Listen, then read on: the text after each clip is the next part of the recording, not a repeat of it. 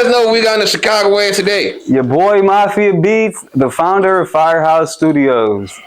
How you feeling, my boy? You know, this is an interview that was long overdue. Nah, for real, man. The first one never saw the day of light. No, that's because of audio technical difficulties, but we fixed it.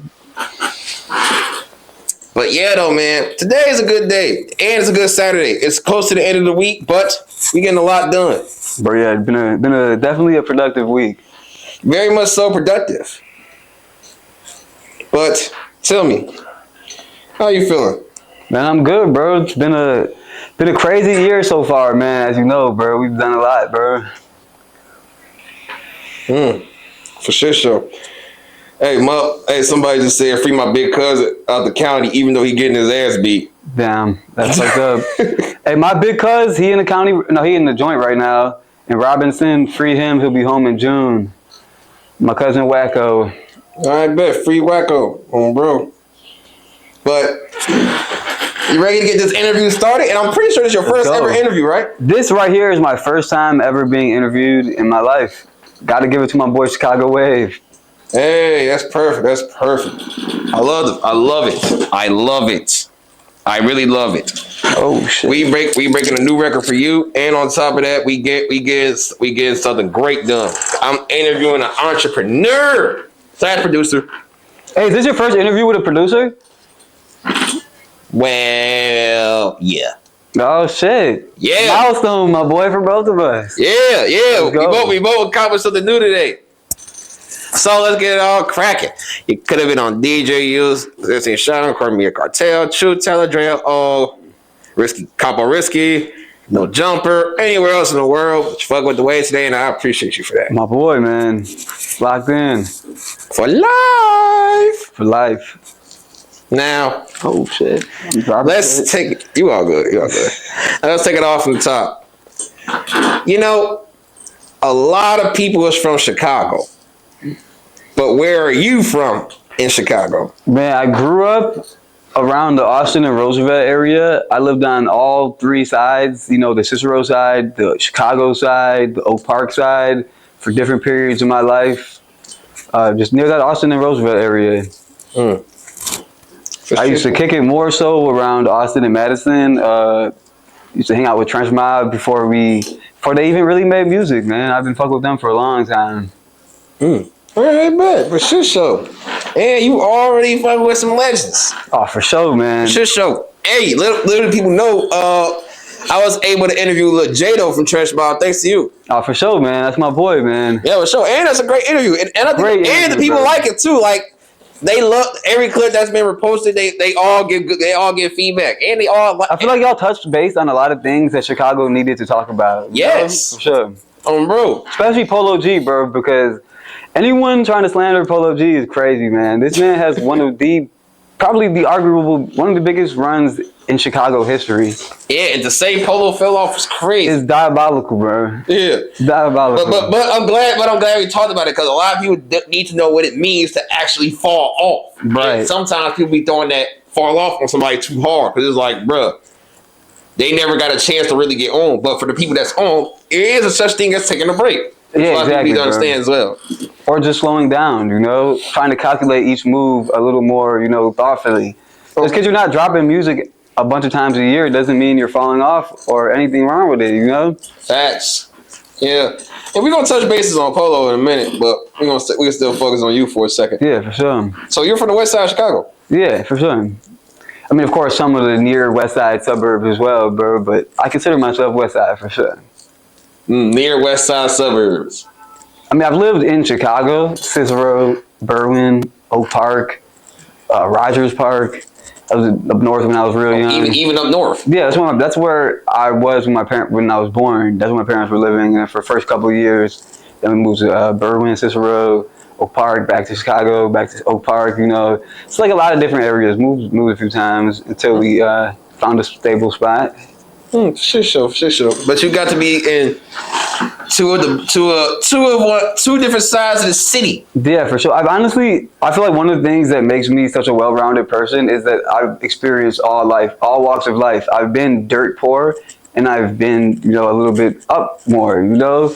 So being able to go through both of those really helps you put perspective and just appreciate everything. Like Firehouse, bro, 5 years ago, I was homeless right before this shit started. I had got my studio robbed by someone, and I lost my crib, I lost everything, bro. So to even do this is a blessing, you know what I mean? Truthfully a blessing. And I don't even think a lot of people know that, like the cut, like how it started leading up to Firehouse. Yeah, bro. Like, yeah. I mean, there were some people who have been recording with me since I've been doing this. You know, I've been recording since I was 15, and I started making beats when I was 12. I used to record a lot of people in my garage. I recorded Trench Mob in my garage when we first started, bro. Bankroll Batman, Jado a few times. Bro, but back then, man, I was trash, bro. Honestly, it took me 5 years to even sell a beat. And the first beat I sold was for $10. You know this artist named Frenchie Two Times? I heard of him, yeah. He had that song with PGF. Which PGF was it? Nuck, Mool, Glizzy Mo. No, Glizzy Mo, I think. It was Glizzy Mo. And they got like switches on it. It was a song called Switches on it. You remember that? Okay, yeah. But he lived near me when I grew up, and I worked with him a few times. He was one of the first people I worked with. But he was the first person to ever buy a beat for me. So shout out Frenchie Two Times. Hey, salute to Frenchie. Hey, the first beat you ever sold was for $10. $10. The price is different now, isn't it? Price is different now. I'm gonna be honest with you. Everyone's always asking me for beats. Where are my beats? How can I get a beat from you? I don't even put my beats out publicly. If I want to work with you, you book a session with me, and I might be like, yo, I'll sell you some beats, or yo, I'll come up with a package for you. You know, I don't like publicly working with anyone because I feel like it devalues your work as a producer. Hey, a lot of people don't know that, and a lot of people don't think like that too. I feel like that's one of the main reasons Cash Money AP didn't become as big as he could have been, is because. Shit. Well, think about it. He's a great producer, but what are you hearing from Cash Money AP now? You know, As of now, in the past year, 2 years, 3 years, even 4 years, bro. Last time he had 2025 going back to 2020. It was like 2019. All the shit he had with Ski Mask. Yeah. I'm gonna lie. I ain't gonna lie. If you would have said 6 years ago, I would have been able to tell you something that he did with Ski Mask. But ironically, that's how I first got my momentum as a producer. Just putting my beats on YouTube and SoundCloud, and I had beats. I used to make a good amount of money off just my beats on SoundCloud. Like, it's crazy, bro. But now it devalues your work. You know, you can only make so many beats.